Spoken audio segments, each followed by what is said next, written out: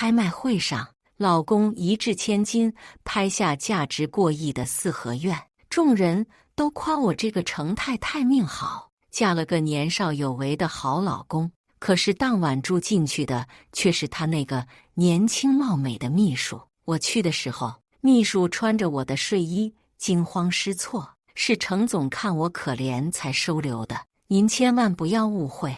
程又川怪我咄咄逼人，嫌弃我像个怨妇。我看着他们终于死了心，头也不回地转身离开。亲情长相守，真情在人间。大家好，我是秋兰，欢迎观看《真情人间》。原本我是想当面和程又川提离婚的，但他一夜未归。刚从四合院出来的时候，我还抱着他会来追我的期望，但他没有。早上8点，门从外面打开，程又川的小秘书林芷夏扛着不省人事的程又川走了进来。我看着林芷夏轻车熟路地将程又川放到沙发，贴心地给他倒了杯水。程太太，程总昨晚喝多了酒，麻烦你照顾一下了。他说这话就好像他才是程又川的妻子，而我只是个保姆。而程又川进屋就躺在沙发上，闭着眼睛命令我饿了，给我熬完粥。他的语气是那样的理所应当，好像我不是他的老婆，而是一个免费的保姆。自打结婚以来，我就扮演着一个好妻子，每天变着花的给程又川准备1日3餐。他要是不满意，还会让我重做。他不喜欢机洗的衣服，我就每天给他手洗再熨平。这样的日子我过了5年，但我早已经累了，我没有动，没空，你自己做吧。程又川似乎惊讶我的反抗，睁开了眼睛，坐起身看着我。江宁，你穿的用的住的，哪个不是花我的钱买的？如今让你做点饭都不愿意了。他居高临下地看着我，眼睛里有些嘲讽。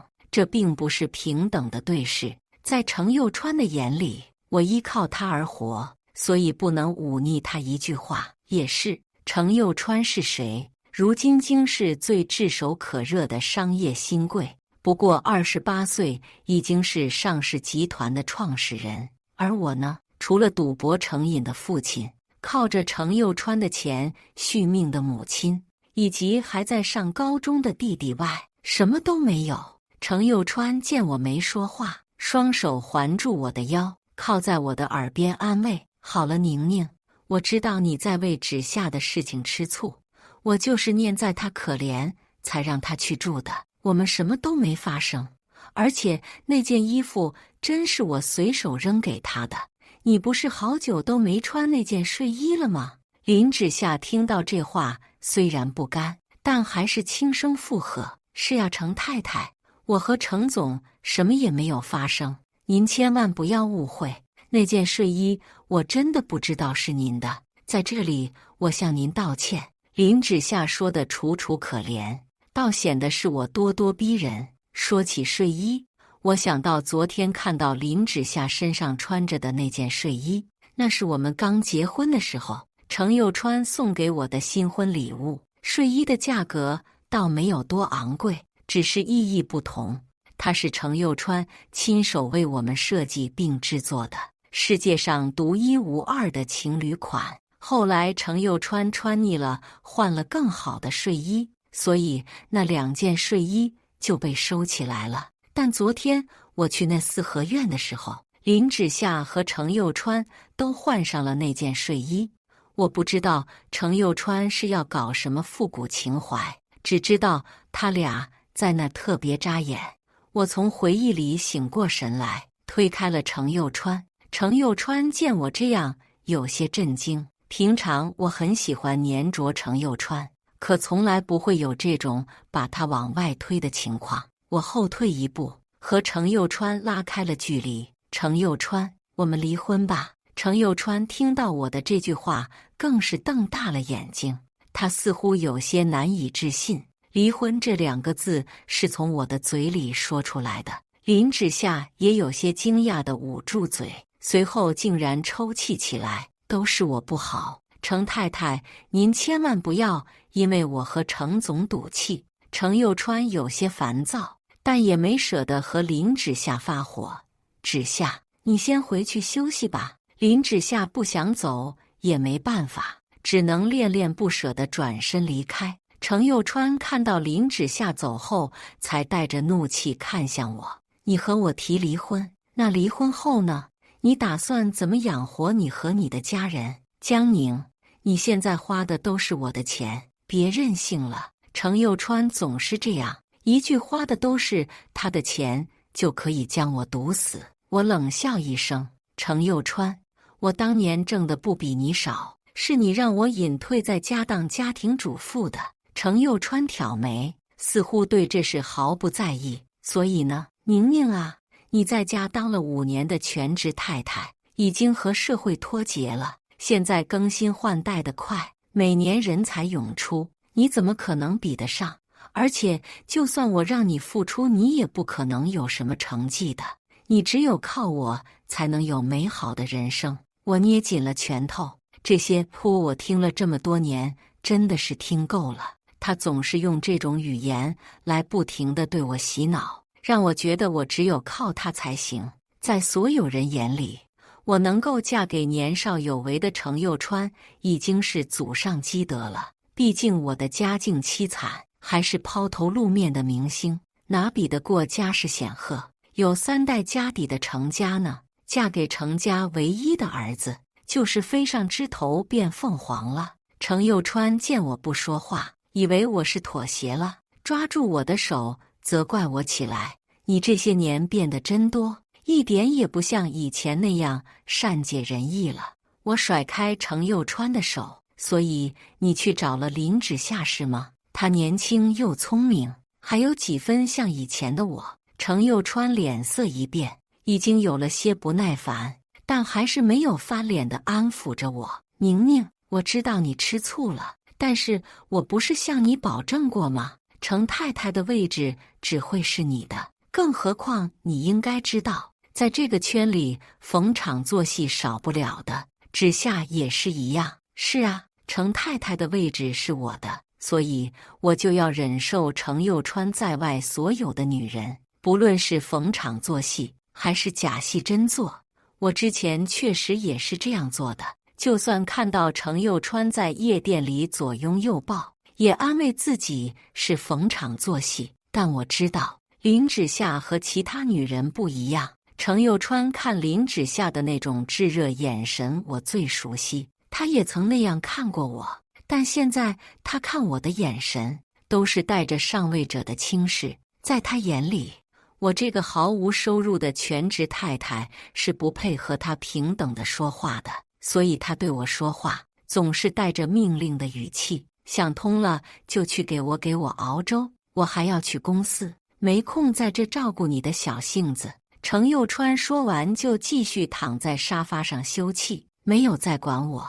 我也没有听程又川的话去熬粥，而是走进房间和朋友宋倩打电话。倩倩是律师，专攻离婚这一块，她知道我要离婚后高兴的不行，连夜给我拟了一份离婚协议书。在涉及财产那块，她问我是怎么想的，我沉思片刻，要了程又川公司20%的股份和他刚刚拍下的那套4合院。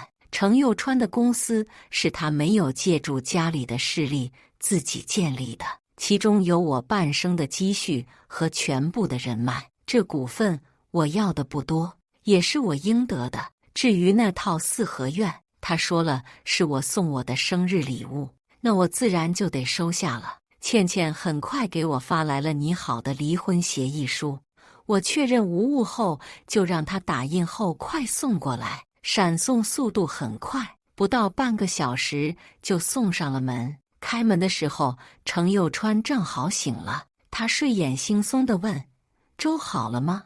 我将离婚协议书递给他：“没有粥，只有这个，签好了，我们就去民政局离婚。”程又川彻底醒了，他起身接过了那份协议书，但是却没打开，只是他生气了，脸上带着怒气，压低声音警告：“江宁，你别太过分，你有什么资格和我提离婚？我嗤笑一声，这人还真把自己当玉皇大帝了。程又川看我下定了决心，又转变态度，开始好言好语的相劝：宁宁，你不就是生气昨天没陪你吗？这样我也不去公司了。你不是想去海边吗？咱们就去海边。我望着程又川没有说话，他就是这样，以为哄两句我就可以无条件的原谅他。正当我想拒绝的时候，他的手机铃声突然响了起来。程又川看到来电显示的，看了我一眼，随后才放在耳边。我听到电话那边传来了林芷夏的哭声，而程又川则有些慌忙地避开我，走到了阳台边。我不知道他们说了什么，只是程又川挂了电话，就急匆匆地走到沙发边，拿起了外套。我有些事要先出门，明天一定陪你。我知道程又川是去找了林芷夏。林芷夏来公司上班的这一年，他经常这样，但我也没多在意，只是走到房间里去收拾行李。收拾好行李，我就离开了这个住了5年的婚房。我回到了结婚前的住所，一间不算小的大平层。这是我靠着第一个项目挣的钱买的。当时本来不想买这么大的，但是程又川说住的舒坦，人才舒坦。后来程又川创业需要资金，我卖了很多东西，唯独舍不得卖了这套房子，现在倒成了我的庇护所。我收拾好家里，坐在沙发上，看着我5年前刚结婚的时候挂在这里的婚纱照，上面的我和程又川笑得那样幸福。那个时候的我怎么都不会想到，我们之间会变成这样。我和程又川是高中同学，刚开学就是同桌，一坐就坐了3年。我们度过了充实而又美好的3年，就连高考的时候也约定了要上同一所大学。但高考那天，我刚出门去考场，我爸爸欠的高利贷债主找上了门，他们不分青红皂白的开始砸着家具，对着我妈妈就是一顿打。而我年仅5岁的弟弟趁乱溜了出去，跑着将我找了回来。我赶忙报警，回到家扑到妈妈的身边。后来虽然警察把债主抓起来了，妇联也帮助我爸爸和妈妈离了婚，但我妈妈却落了后遗症，脊椎断裂，只能瘫痪在床。我原本不想高考了，想直接工作照顾妈妈和弟弟，但妈妈不同意，说只有读书才会有未来。程又川也劝我，甚至还提出要复读陪我一起，我拒绝了，让程又川在京大等我。如我所愿，我在第2年顺利考入京大的金融系，成了程又川的直系学妹。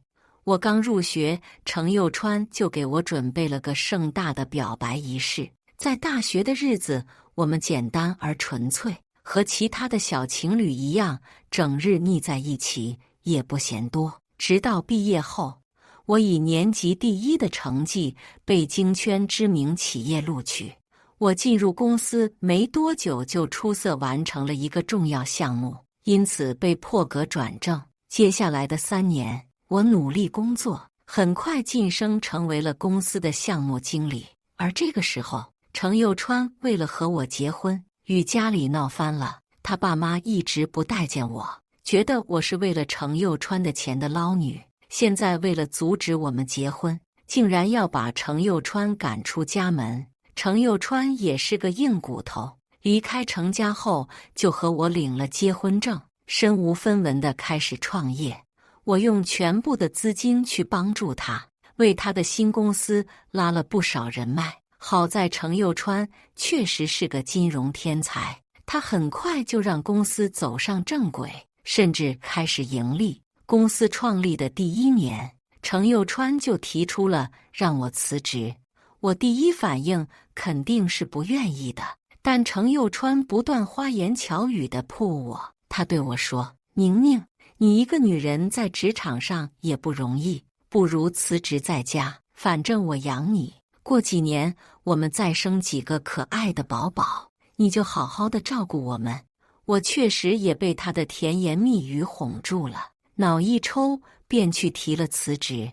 这一当就是当了5年的全职太太。我闭上眼睛，不想要再回忆起往事，可是突然间，我的肚子忽然难受得厉害。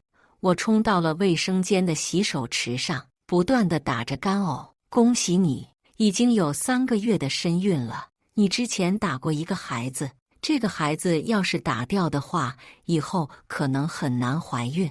我拿着诊断报告坐在了妇产科门口的椅子上。这个孩子来得太不是时候了。这么些年，我多想拥有一个和程又川的孩子，但总是怀不上。程又川的妈妈还怪我的身体有问题，直到我后面才发现，程又川每次都会在第2天的早饭里给我加避孕药。他自己爽了，不愿意戴套，又不想要我们的孩子，于是给我吃药。我那次流产后，本来身体就孱弱，再加上经常吃避孕药，确实难以怀孕。但我没想到，我向程又川提出离婚后，居然怀孕了。医生再三叮嘱，由于我的身子太弱，一旦打胎就可能很难怀孕，让我认真考虑。我也听进去了，没有立刻约人流手术。当我一边看着 B 超单一边走出医院的时候，却迎面撞上了一个人。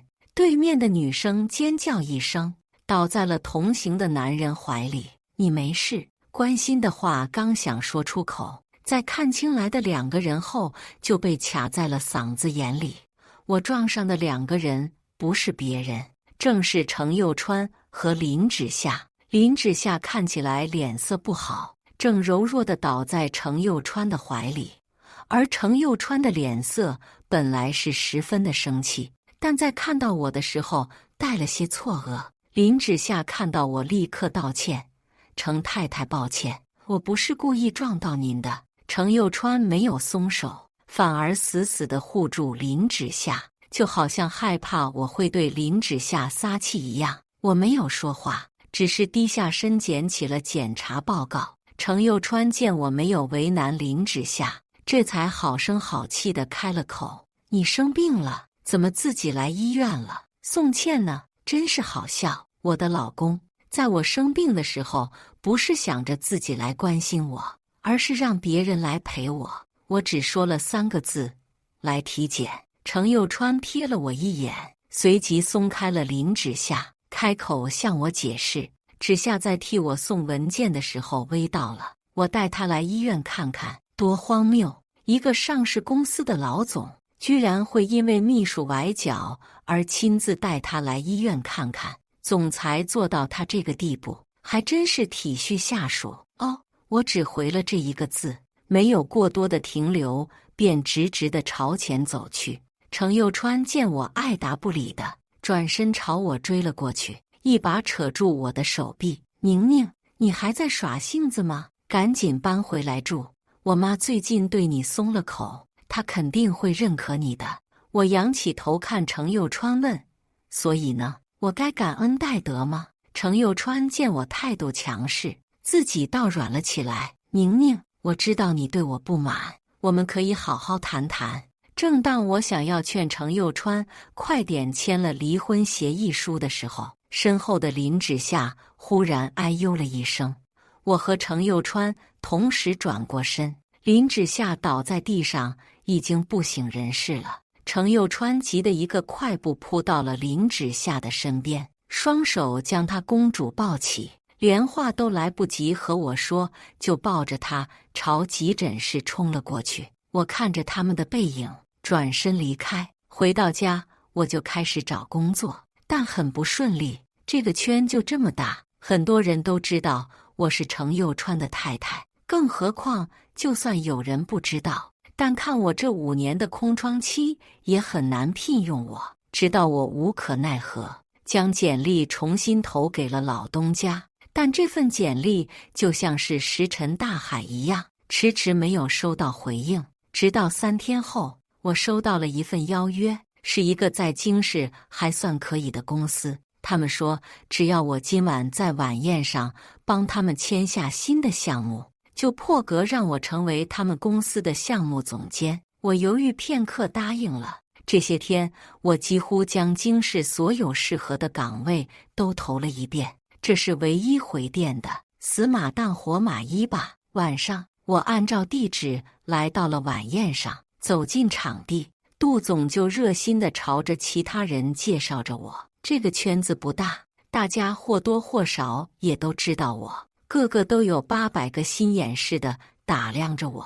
他们闲聊我插不进去话，只是看着时间应该到开席的点了，只是他们像是在等着谁一样。程总来了，不知道谁叫了一声，所有人都看向了门口，我也看了过去。程又川和林芷夏一同走了进来，我的脸色有些不好看。没有人告诉我程又川今天也会到来。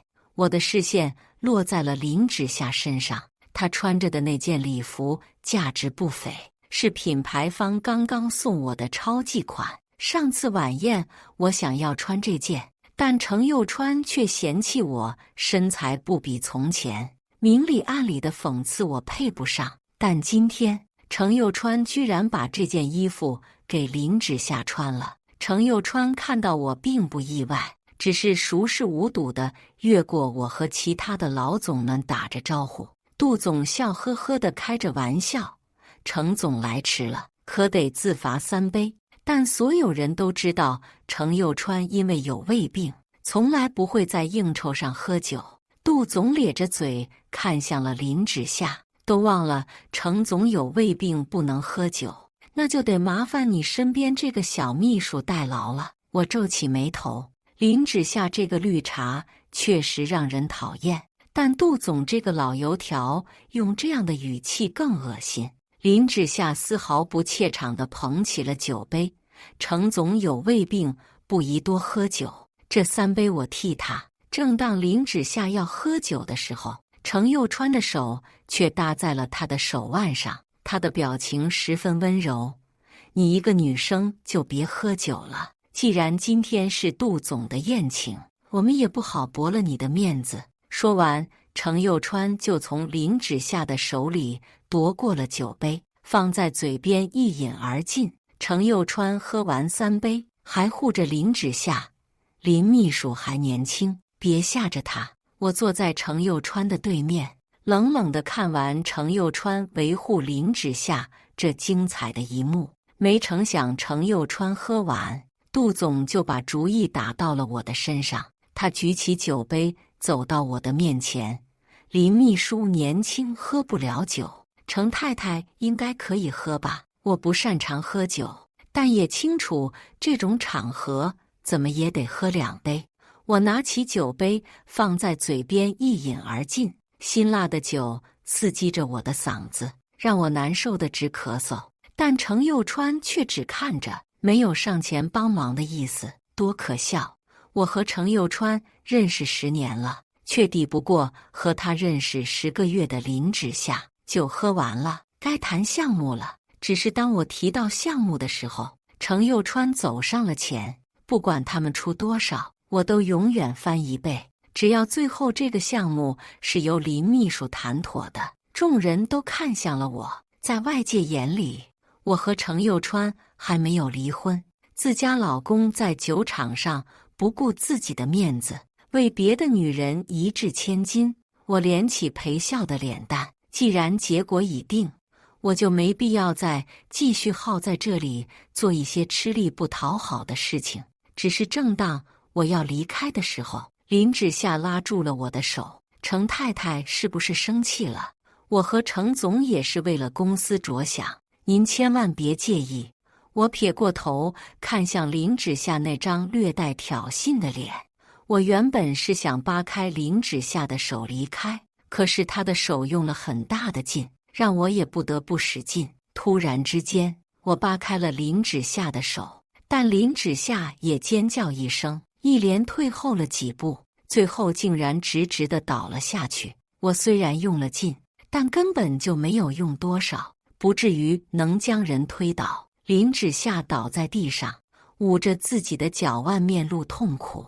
哭哭啼啼的委屈着：“程太太，我不知道做错了什么，惹您厌烦了。您就算再讨厌我，也不能推我呀！”程又川急得走上前，一把推开了我。男人的力气要比我想象中大多了，我没有站稳，一下跌坐在地上。程又川没有管我，而是十分担心地扶起了林芷夏。芷夏，你没事吧？林芷夏摇摇头，我没事，都是我不好，惹到了程太太。程又川公主抱起林芷夏，路过我跟前的时候，瞪了我一眼。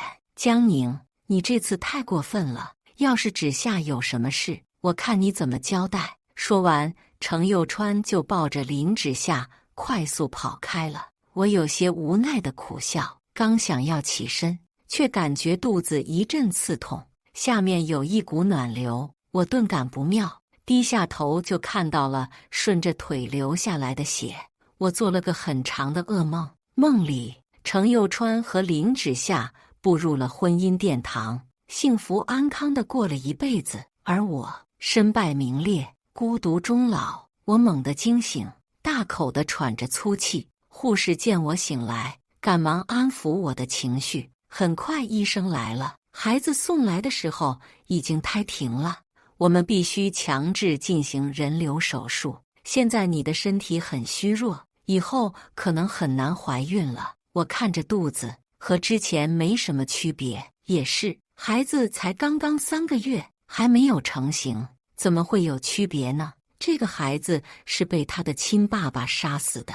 我被程又川推倒在地流出血的时候，有些一直吃瓜的人看到这一幕都尖叫出了声。我想要拿出手机叫救护车，可是突然间脑袋一阵眩晕，再然后我就昏迷了过去。昏迷前，我依稀看见从人群中走出来一个人，他将我送到了医院，但现在我怎么也想不起那个救我的人是谁。我闭上眼睛，想起我的第一个孩子胎停的时候，那个孩子死于程又川的妹妹之手。我永远记得，那是个雪天，因为怀孕，他妈妈终于同意让程又川带我回老宅过年。我很开心，备了很多的礼物，当然最少不了的就是程家放在心肝上疼着的小女儿。程又雪并不是很喜欢我，他总觉得是我抢了他的哥哥，所以对我又打又骂。程妈妈并没有阻止，反而说他是个孩子，让我别跟孩子计较。我想着，毕竟是我第一次登门过年，忍忍也就算了。可我没想到程又雪会从后背推我，我的肚子直接磕到了地上的石头上。送到医院的时候就胎停了，我做了引产手术，悲痛欲绝。但面对程又雪这个不到10岁的孩子也没有办法。当时我就只想让他意识到自己的错误，向我道歉。但程妈妈却护着他，反而骂我没有保护好他孙子。就连程又川也在责怪我没本事，反而维护他的妹妹。从那以后，我就知道，在程家，我始终是个外人。后来我就不再执着让程家接受我，就连和程又川的关系也疏远了。现在想来，那个孩子没出生或许是他的福气，毕竟生在这样的家庭也是他的不幸。不仅如此，还记得我那次流产，因为有些感染，所以发了高烧。我昏昏沉沉地躺在病床上，想要程又川帮我倒杯水，可是他不知道忙着什么，给我倒了一杯滚烫的水，在递过来的时候又没有拿稳，整杯水都洒在了我的身上。我当时痛得几乎快要喘不上来气，可程又川却毫不在意。我当时心态崩了，朝他喊道：“程又川，你到底在干些什么？”程又川却看也没看我一眼：“我在处理公司事务，你别闹。”我看着烫得已经红肿起皮的伤口，吃痛地按了铃喊医生过来。他见我这样，还骂我矫情，不过是被烫了一下就大惊小怪。可直到现在，我的手腕上还有一道难看的烫伤，而如今林芷夏不过是跌倒了，程又川居然这样关心，只是和平常不同。现在我已经并不在乎程又川和林芷夏如何了。我打开手机，原本是想和宋茜报个平安，可是恰巧收到了林芷夏的消息，是一张照片，一张程又川在厨房做饭的照片。很快，这张照片就被撤回了。不好意思啊，程太太，我发错照片了，打扰您了。我嗤笑一声，点开了林芷夏的朋友圈。林芷夏确实发了朋友圈，但是给我发的照片不同。他发朋友圈的照片是精雕细琢过的角度，可以看出是一个男人在厨房做饭，但是模糊的背影让人看不出来是谁。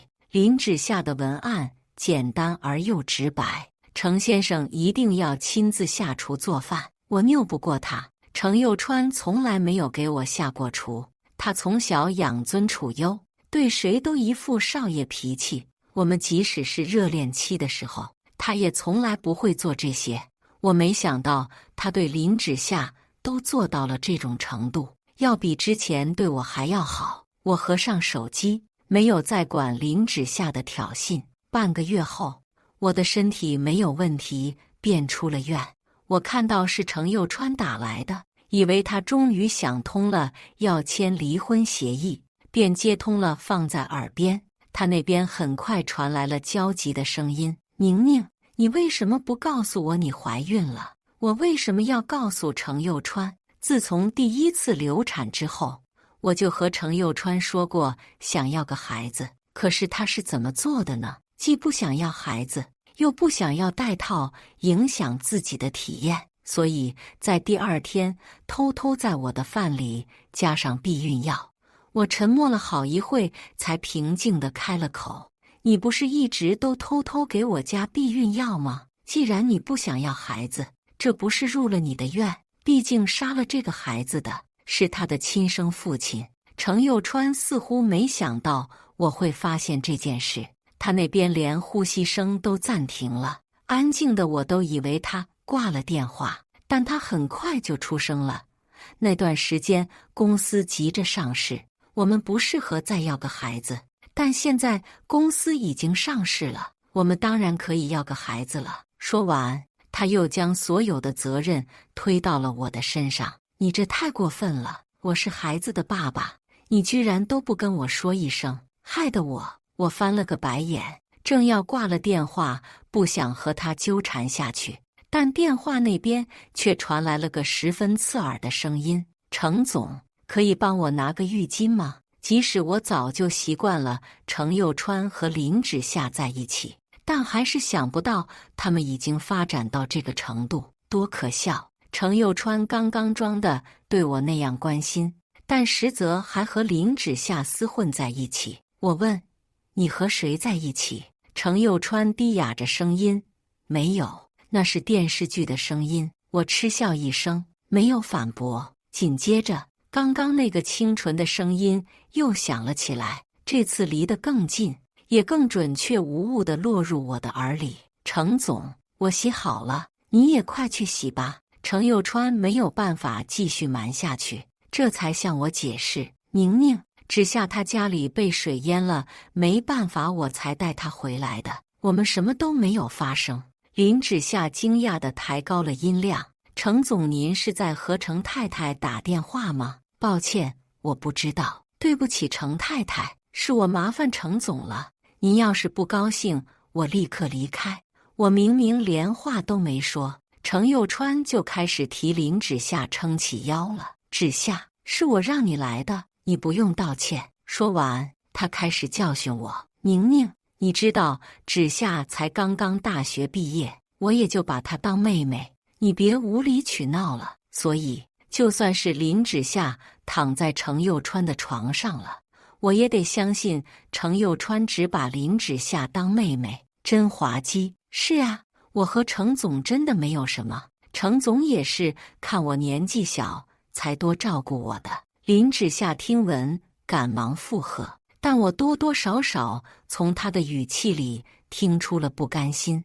他当然不甘心只当程又川的妹妹，明眼人都看得出来林芷夏想上位，成为程太太，程又川自然也是看得出来的。可他享受年轻貌美的女孩对他的崇拜。我没有和程又川多言，直接挂了电话。而刚刚挂了电话没有多久，手机铃声又响了起来。我这次没看来电显示，下意识地以为是程又川，接了电话就不耐烦地开了口：“程又川，你有完没完？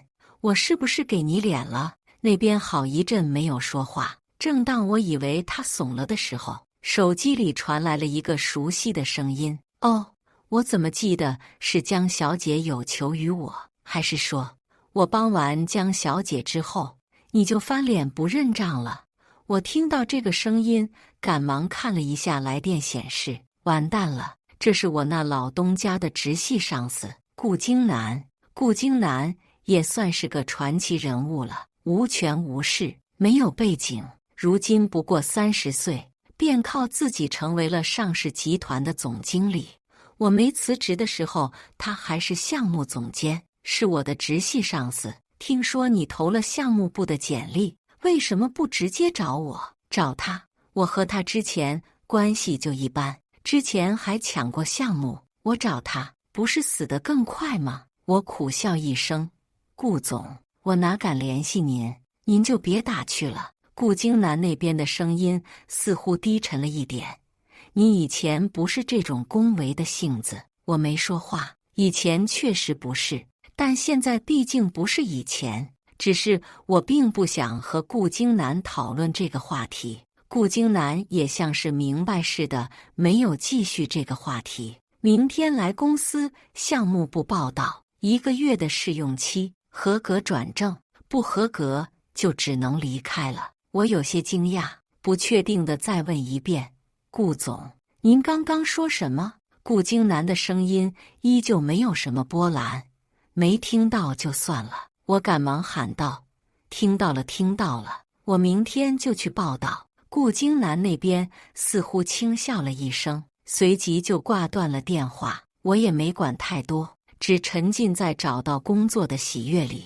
第2天一早，我就去报道了。顾京南打了招呼，再加上项目部的人，我多多少少认识，很快就办好了入职手续。5年没有工作，但我也并没有在家闲着。程又川说我已经和这个时代脱轨了，他说的并不对。1天下来，我已经将公司目前经手的项目都了解得透彻。下班之前，顾京南让我去他的办公室一趟。我看着办公室的顾京南，有些紧张地问：“顾总，您找我？”顾京南看起来和之前差不多，戴着金丝眼镜，一丝不苟地在办公桌前。身体还好吧？他问。什么？我身体挺好的呀，吃嘛嘛香。我咽了下口水，有些尴尬地回应。可能顾京南也这么觉得，看了我一眼，就让我开始汇报今天的工作。我汇报完之后，顾京南没有说什么，只是交代了我其他的工作。下了班，我刚想要回家，但程又川的卡宴却停在了我的面前。驾驶位的程又川没有走下来，反倒是副驾驶上的林芷夏走下了车。这个车是前2天程又川新买的车，我记得还是他瞒着我带着林芷夏去买的。我之所以发现，是因为我在副驾驶发现了一个口红，是林芷夏最喜欢的奶茶色。程又川说林芷夏是他的秘书，这个时候跟着没有什么问题。至于坐在副驾驶，是因为礼仪，当时我逼着自己相信，但现在看到林芷夏这副正式的样子，我实在没有办法无视。林芷夏提着礼物递向了我：“程太太，这是程总给您的礼物。”我低头看了一眼，是一个项链，但林芷夏递过来的时候，手上的手镯却不容忽视。我记得程妈妈有个一模一样的。林芷夏见我一直盯着手镯，掩耳盗铃般的赶忙将手背了过去。程又川也发现了，有些尴尬地说道。芷夏和我妈很投缘，我妈就把这个手镯给她了。她以为我不知道，这个手镯就是当年她奶奶给她妈妈的，算是程家的传家宝。我嫁到程家5年，也只有2年前怀孕的时候才去过一次，而且这些年我几乎就没有见过程家人，更别提什么传家的手镯了。可林芷夏呢？她连小三都算不上，居然被带回了程家，还让我那个黑心婆婆把传家宝也给她了。我是该夸她厉害，还是该为自己不值呢？感谢大家的观看，欢迎大家在下方评论区讨论。如果你喜欢这类故事，记得点击订阅真情人间，并分享给更多的人，这会对我帮助很大。再次感谢大家的观看。